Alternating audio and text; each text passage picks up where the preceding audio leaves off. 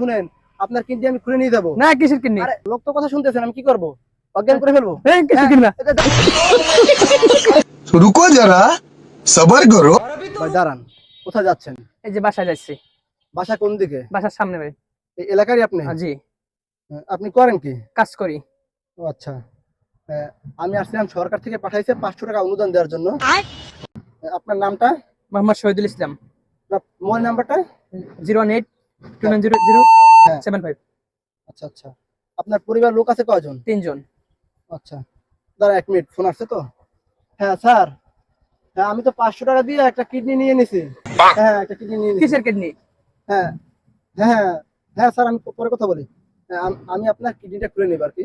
ওই 500 টাকার বিনিময়ে আপনি কিডনি। কিসের কিডনি? হ্যাঁ আমি তো রেজিস্টার এন্ট্রি করে ফেলছি। হ্যাঁ না না হ্যাঁ, আপনার কিডনি আমি নিয়ে নিব। না, না শুনেন, আপনার কিডনি আমি খুলে নিয়ে যাবো। না কিসের কিডনি? আরে হ্যাঁ স্যার, হ্যাঁ লোক তো কথা শুনতেছেন, আমি কি করবো?